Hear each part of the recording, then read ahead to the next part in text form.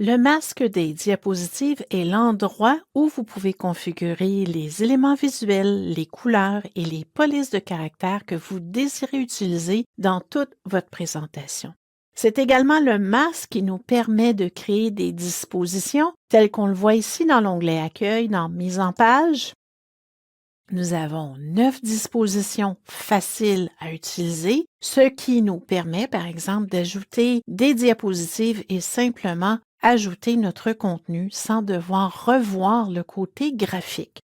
Mais pour modifier le masque, vous allez devoir procéder par l'onglet Affichage, Masque des diapositives, et nous allons voir en premier lieu la terminologie. Le masque est cette miniature à droite du numéro 1 que vous voyez en haut. Donc, le masque que nous avons ici nous permet d'aller déterminer quelle sera la position, la taille du titre, sa couleur et tous les autres paramètres graphiques que l'on voit ici pour toutes les diapositives.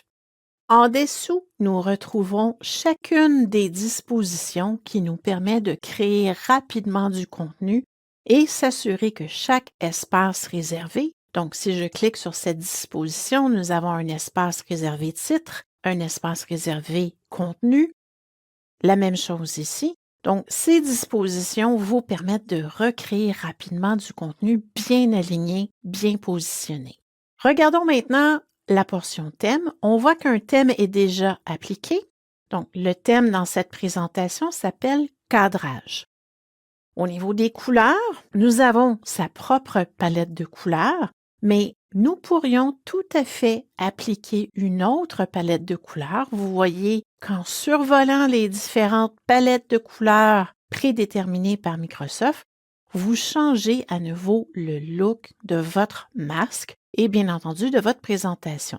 Si je viens cliquer dans « Personnaliser les couleurs », c'est ici que vous pouvez ajouter vos propres couleurs ou encore modifier celles qui sont déjà ici en termes d'ordre et en termes de teinte.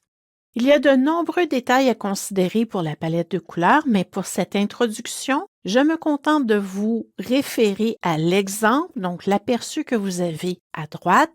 Si on fait un changement au niveau de la couleur, par exemple, je vais utiliser une accentuation plus foncée.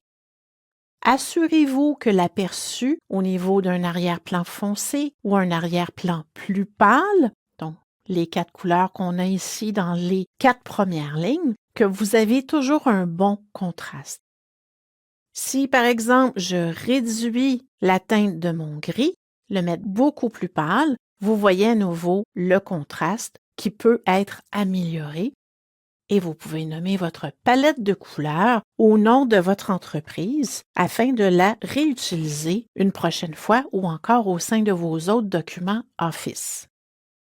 Au niveau des polices de caractère, vous pouvez les appliquer à votre thème. On parle toujours d'une paire de polices de caractère.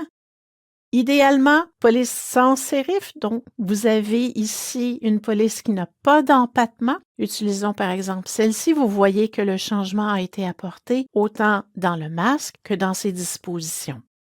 Vous pouvez ensuite procéder à adapter par exemple la taille du texte. 44 pour un titre est un peu gros, vous pourriez réduire par exemple à 36 ou 32. En le faisant dans le masque, si on regarde maintenant titre et contenu, l'adaptation a déjà été faite. Lorsque vous travaillez sur les dispositions, donc ce n'est plus en lien avec le masque, vous pouvez par exemple cliquer ici pour changer la police de caractère en termes de couleur, augmenter le contraste. Et on pourrait faire la même chose au niveau de cette disposition de section. Donc, modifier à nouveau le contraste de la police de caractère. Et lorsqu'on a terminé, on clique Masque des diapositives, fermer le masque et tous les changements se répertorient sur toutes les dispositions telles que nous les avions prévues dans notre masque.